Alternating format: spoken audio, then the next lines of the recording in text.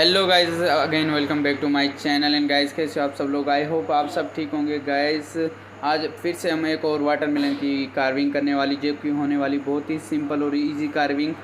Guys, अगर आप भी बिगिनर्स है तो ये वीडियो हेल्पफुल होने वाली है ओनली फॉर बिगिनर्स के लिए। अगर ये वीडियो आप लास्ट तक देखते हो तो आई होप डेफिनेटली आप ये कार्विंग सीख सकते हो ईजिली और आराम से।